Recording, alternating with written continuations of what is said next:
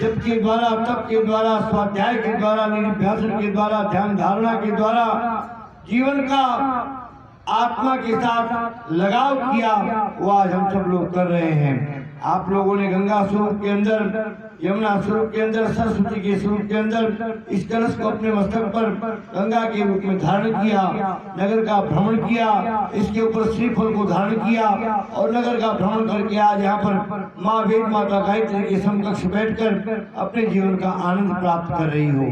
साक्षात गंगा का स्वरूप तो आप हो, यमुना का स्वरूप आप हैं और सरस्वती के स्वरूप में यहाँ पर युग निर्माण की भावना बताने के लिए आप लोगों के लिए 4 दिन का अवसर निकाल कर आप लोगों के बीच में आए हैं। तो गंगा यमुना सरस्वती ये त्रिवेणी का संगम, इस त्रिवेणी के संगम में हम लोगों ने भी यहाँ पर स्नान कर लिया और यहाँ पर मार्जन कर लिया और चरणोदक का पान कर लिया।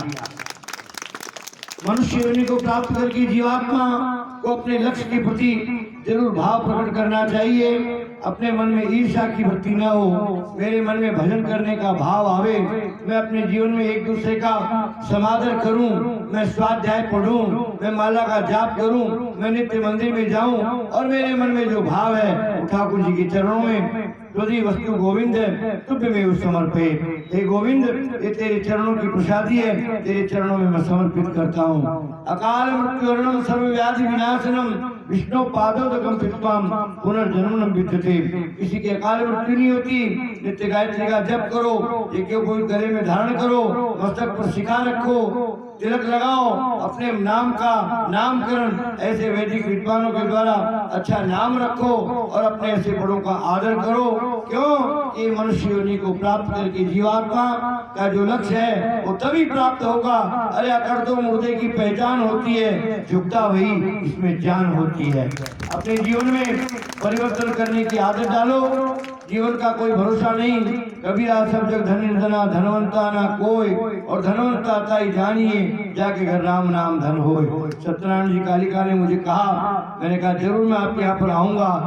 और जीवन के प्रति जो भाव हो वह भाव अपने आप में समाधि होना चाहिए। इसी पुनीत भावना के साथ में आप लोगों की मंगल कामना करते हुए ठाकुर जी से यही प्रार्थना करता हूँ, नित्य भजन करने की आदत बने, नित्य गौ सेवा करने की आदत बने, नित्य अपने से बड़ों को प्रणाम करने की आदत बने और नित्य गौ घास निकालने की आदत बने और नित्य गंगा जी का स्नान अगर नहीं कर सको तो गंगा जल घर में रखो। अरे एक तोला भी गंगा जल घर में आप स्नान करोगे, नित्य पान करोगे।